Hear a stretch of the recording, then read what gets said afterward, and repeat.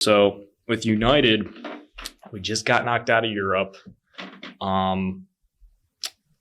I feel there's like a shift in the whole fan base, really just kind of from me personally too, I just don't feel anything anymore with this. This United team. Yeah, it's not the fact that I don't support them. I'm always going to support United. Right. And I feel like most people who do, unless you're a plastic fan that supports United, which I feel like most of the plastic fans that support United are gone.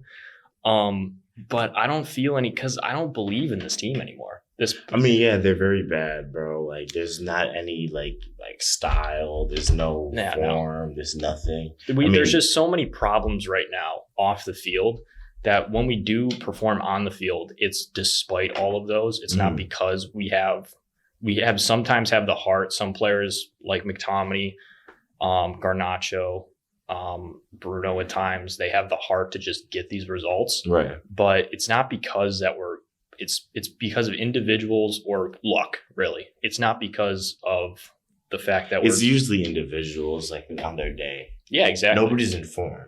No one's informed. No one's informed. And Garnacho's not. Nothing's going to change. I mean, we just fired our CEO, which seems to be the first move in like this new ownership sort of model, is to get people off the field that have an actual football mentality, right, to implement actual operations to move the club forward, which is great. But until we see like actual results off the field, results may be the wrong word, but actual movement off the field, like a new director of football with new recruitment and all of that, nothing's like that's going to change. Right. And listen, Ten Hag isn't the guy at the moment. I don't know if it's hard to say if he is the guy right now, because half of the squad is out. I can see you have that ready that I can, I'm going to reference that too, is one of the problems that we face. But there's a multitude of problems happening right now. So at the moment, and if we fire him, which it's not the answer, because as we've seen in previous seasons, when we fired Mourinho, we got Ole in. He was supposed to be an interim that became, he really only should have been an interim in retrospect. Ole. Yeah. So, and I mean, I think that was a horrible move by our part. We got too hyped up, as we usually do. Nobody was available, I thought. Not really, but I still think, despite that, I think we still should have looked for someone else, because if you just look at Ole's track record, he didn't have the experience to be a Premier League manager at that point. You guys might have damaged yourself worse by doing that. Yeah, that's what I mean. Yeah. I really think that we would have had a lot better chance. But my point with that is, if we fire Ten Hag now and get an interim in before the summer, we don't really have. There's no point. There's no point because we could just keep him until the summer, and if we feel with the hopefully new. Maybe something happens. You know what I mean? Exactly. Yeah, maybe. But I think he's a good enough. I think he's a good enough coach to bring us to the end of the season. Because I mean, despite what everyone says about him being one-dimensional, not having any dynamics within his coaching, fair enough. He is pretty one-dimensional in the fact of how he wants to play. We haven't seen that because the player's out. But I think he's going to be a better coach than the options that we would have if we fired him. Right. With all that being said, the list of players that are current. So Maguire just got injured. Who'd we play? See, it's just not. Who do we? You play Varane. Yeah. So Varane's going to play next to Johnny Evans. Martinez is still out, obviously. Lindelof's out. Luke Shaw's still out. Malacia, Casemiro, Eriksen, Mount, Bruno Fernandes, Sancho's obviously gone, Amad Diallo, Rashford, and Martial.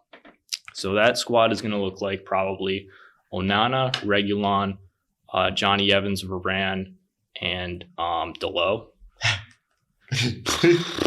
With Amrabat, or I would love to see Kobbie Mainoo, but he's probably going to do Amrabat and McTominay, with Garnacho, Bruno Fernandes, Antony, and Højlund up top. Damn. I think we get battered. I think you guys get absolutely... At least 2-0. I'm going to say 2-0 just to be safe. to myself. Because I just don't want to see another 7.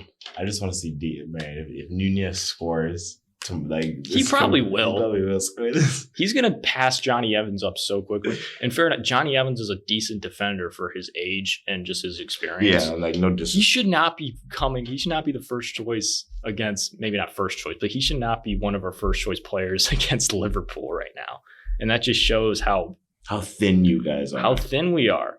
And I think, I've been giving Ten Hag slack because of that. Mm-hmm. But that's also, I think that just goes to show how thin we are in general. So again, I think United, I will always have hope for United. I'm not saying we're hopeless in general, but I don't have there's no positive, there's nothing going on right now with us right now. Yeah, not too many positive. Oh yeah, I wanted to bring this up. There's this guy like Ian Edwards. He's a stand-up comedian. He has his own podcast called Soccer Comic Rant, I think it's called. But he brought up this concept with United fans is that we need to be in sort of a polyamorous relationship with Manchester United at the moment. We're on rocky ground right now in this relationship. We need to treat this as a relationship that, we need to outsource not our love for the club, because I'm never going to stop supporting Manchester United, but how we enjoy football. We can't rely on Manchester United to do that for us anymore. We need to look to other clubs to fulfill that part. So I like watching Aston Villa personally. I'm not saying I support them. I'm just saying how they play, the attacking play, and how dynamic they are. Right. That helps me. That helps me just enjoy football more.